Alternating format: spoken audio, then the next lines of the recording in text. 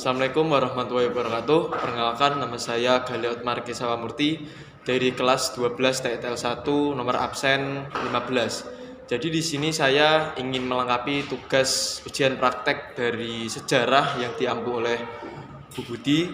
Jadi di sini saya sudah bersama narasumber kita yaitu Bu Ani sebagai guru atau pengampu dari jurusan Teknik Instalasi Tenaga Listrik.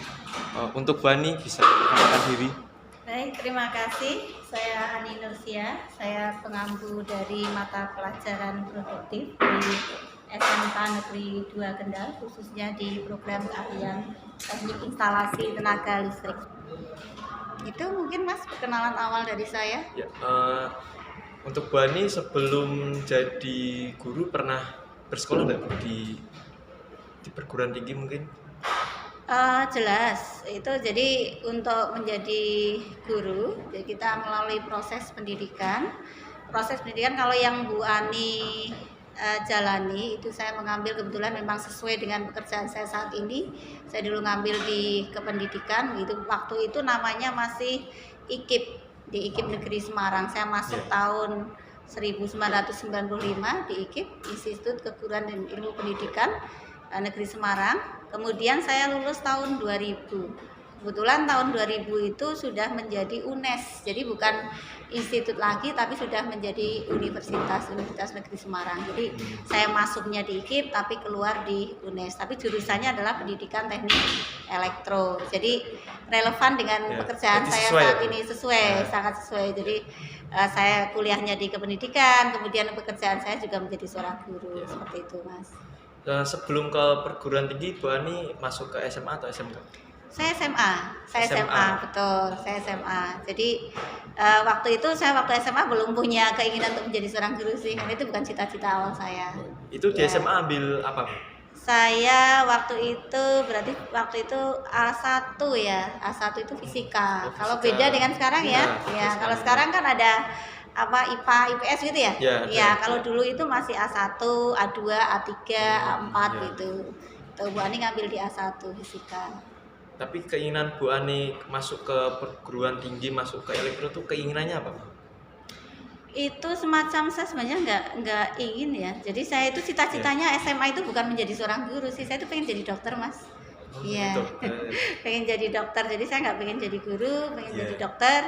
Kemudian saya sudah coba untuk ikut di kalau sekarang namanya SNMPTN kan ya, yang pakai jalur prestasi di jalur rapot, nggak masuk di situ, tapi masuknya malah di jadi waktu itu kita boleh nyoba beberapa universitas gitu ya. Saya coba beberapa universitas nggak masuk, kemudian ya udahlah ini ada IKIP begitu. Waktu itu saya coba ambil jurusan apa ya gitu, saya bingung waktu itu, saya nggak punya gambaran sama sekali saya harus kemana gitu, dan kebetulan guru BK-nya juga nggak mengarahkan kita harus kemana, sementara dari latar belakang keluarga juga bahasanya nggak ngasih kamu kesini itu nggak ada yang mengarahkan. Jadi saya itu jalan seperti orang buta yang nggak tahu apa-apa gitu. Akhirnya saya ngambil saja udah elektro mungkin ya gitu. Jadi semacam coba-coba saja ke elektro, karena kebetulan waktu itu katanya ada mahasiswa yang KKN di kampungnya Bu Ani itu dari jurusan elektro. Ya udah tak coba aja lah elektro gitu, nggak tahu elektro itu apa gitu. Ya alhamdulillah lolos seperti itu, Mas. Ya. Kalau Bu Ani sebelum mengajar di sini pernah mengajar di sekolah lain? Ya, jadi sebelum di SMK Negeri 2 Kendal saya pernah ngajar di beberapa sekolah. Jadi setelah lulus tahun 2000 itu saya ngajar di SMK Negeri 2 Wonosobo. Kebetulan di jurusan listrik juga di sana. Ya, saya sebagai guru kontrak itu menurut saya di situ ada semacam ini sih, campur tangan Allah. Jadi luar biasa begitu, itu sesuatu yang bagi saya seperti miracle ya, jadi suatu keajaiban, karena saya waktu itu belum punya ijazah gitu, karena belum wisuda gitu. Saya udah lulus tapi belum wisuda. Kemudian saya daftar udah terlambat begitu, jadi udah seleksi sudah dilakukan, penerimaan udah ada, baru saya datang ke situ. Waktu itu kepala sekolah bilang, kok baru datang ke sini gitu. Nah disitulah kuasaan Allah yang luar biasa itu kemudian buat saya akhirnya bisa masuk ke situ sebagai guru. Nah kemudian dari itu saya di SMK 2 nggak lama, di SMK 2 Wonosobo, karena kebetulan kondisi ekonomi yang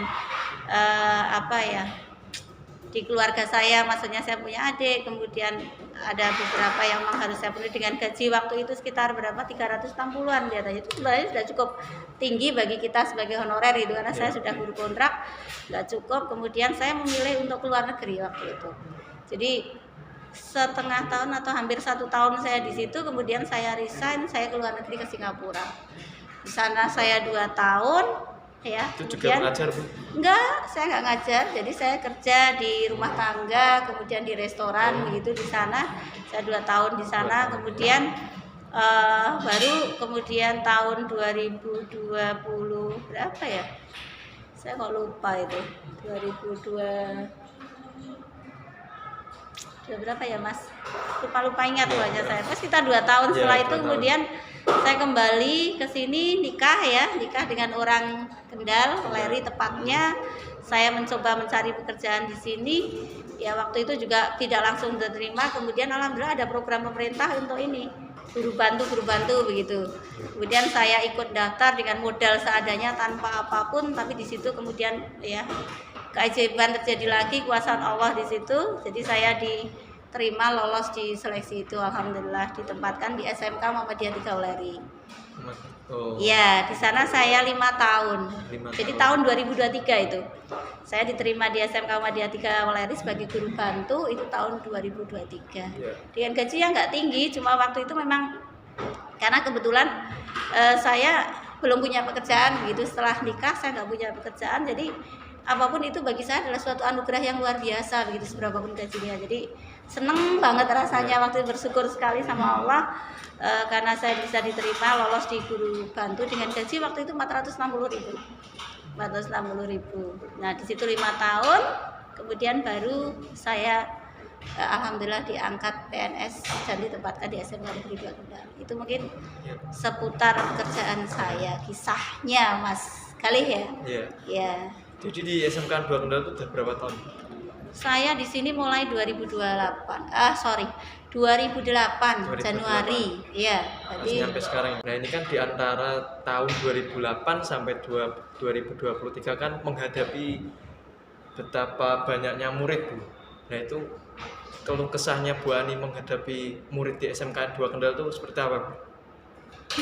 Itu membuat apa ya bahasanya, menjadi perjalanan hidup saya itu begitu berwarna begitu. Jadi dulu yang awalnya saya sama sekali tidak bercita-cita untuk menjadi seorang guru gitu, saya bahkan kuliah di UNES waktu itu juga nggak semangat gitu, walaupun nilainya alhamdulillah cukup itu, tapi di hati itu sebenarnya passion itu nggak ada gitu, bahasa yang passion. Saya mulai mencintai pekerjaan saya itu ketika saya sudah bekerja Mas. Jadi ketika saya betul-betul real menjadi seorang guru, mulai di Muhammadiyah, kemudian akhirnya di SMK Negeri 2 Kendal ini, saya mencintai sekali pekerjaan saya. Jadi saya bangga menjadi seorang guru dan saya bersyukur sekali karena ternyata menjadi seorang guru itu banyak hal yang kita dapatkan.